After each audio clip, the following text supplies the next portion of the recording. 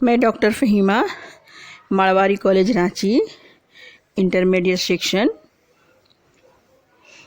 ہماری پیاری بچیوں، آداب عرض۔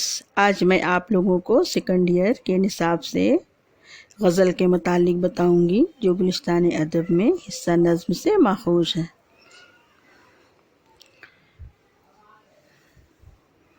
اس میں کئی سارے نظم گو اور غزل گو شامل ہیں، مگر میں آپ لوگوں کو آج الطاف حسین حالی کی غزل کے متعلق بتاؤں گی، جیسے اب بھاگتے ہیں سایہ عشق بتاں سے ہم، کچھ دل سے ہیں ڈرے ہوئے کچھ آسماں سے ہم۔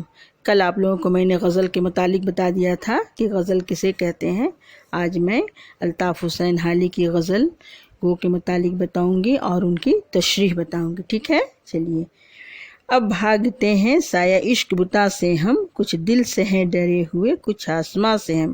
اس کا تشریح یہ ہے، سائے سے بھاگنا ایک محاورہ ہے جس کے معنی ہے بہت زیادہ خوف زدہ ہو جانا۔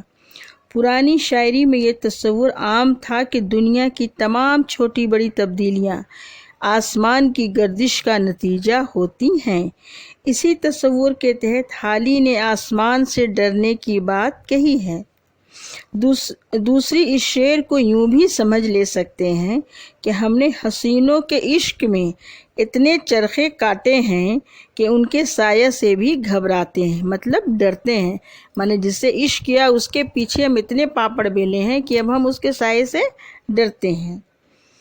اسی پر انہوں نے یہ شعر کو کہا، خود رفتگی شب کا مزہ بھولتا نہیں، آئے ہیں آج آپ میں یارب کہاں سے ہم۔ اس کا تشریح انہوں نے اس طرح سے بتایا کہ ہم تو رات بھر مدہوشی کے عالم میں تھے، اب تک ہم پر وہی سحر وہی نشہ طاری ہے، پھر ہم کس طرح ہوش میں آ گئے ہمیں بھی اس کے بارے میں معلوم نہیں۔ شاعر خود کہتے ہیں اس کے بارے میں، سمجھ گئی؟ اس شعر میں حالی نے صفت تضاد کا خوبصورت استعمال کیا ہے۔ خود رفتگی اور آپ میں آنا، یعنی مدہوشی اور ہوش مندی میں تضاد، مانے بے ہوشی اور ہوش میں آنا، سمجھ گئے؟ نہیں، دونوں ایک دوسرے کا تضاد ہے، جس سے شعر کے حسن میں اضافہ ہوتا ہے، سمجھ گئے؟ ان کا یہ تیسرا شعر سنیے، اب شوق سے بگاڑ کی باتیں کیا کروں، کچھ پا گئے ہیں آپ کے طرز بیاں سے ہم۔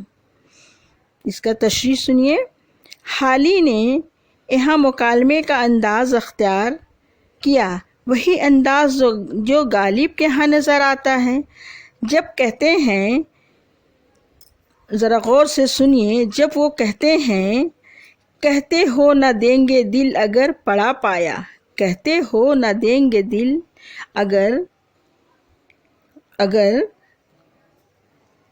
پڑا پایا، دل کہاں کے گم کیجئے ہم نے مدعا پایا، دل کہاں کے گم کیجئے ہم نے مدعا پایا۔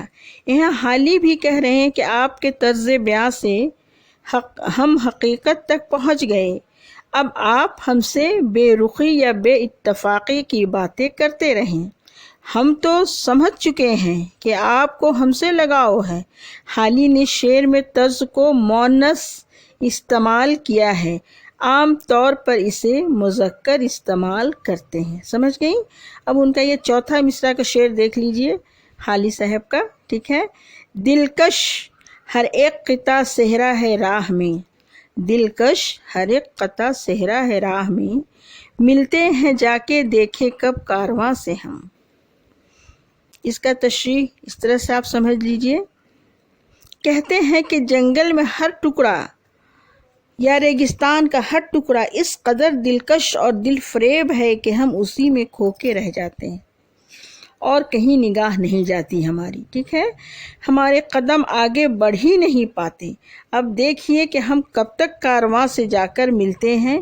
مراد یہی ہے کہ ہماری سست رفتاری یا راہ کی دلکشی ہمیں کبھی بھی کارواں سے ملنے نہیں دے گی، سمجھ گئیں؟ اس طرح سے انہوں نے شعر میں اس غزل کا تشریح کیا۔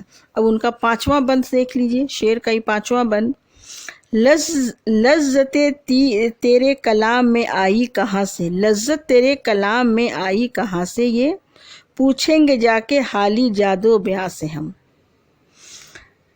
اس کا تشریح وہ اس طرح سے کرتے ہیں، شاعری میں شاعر خود اپنی تعریف کرتا ہے، وہ غرض کرنے کی کہ میں بہت اچھا ہوں یہ نہ کہہ کر وہ خود مبالغہ آرائی سے اپنی تعریف بیان کرتے ہیں۔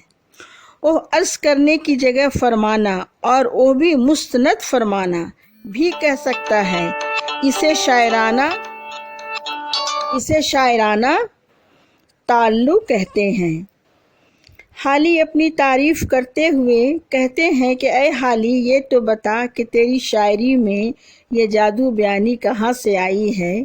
مراد یہی ہے کہ حالی خود کو جادو بیاں شاعر اور اپنی شاعری کو جادو بیانی کہہ رہے ہیں۔ سمجھ گئیں؟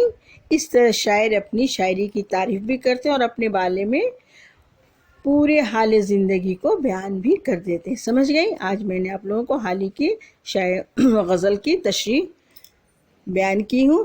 کل انشاءاللہ دوسرے چیپٹر پہ بتاؤں گی حالی کی شاعری کا تنقیدی جائزہ، کل آپ لوگ کو انشاءاللہ بتاؤں گی، ٹھیک ہے؟ چلیے اللہ حافظ، اوکے۔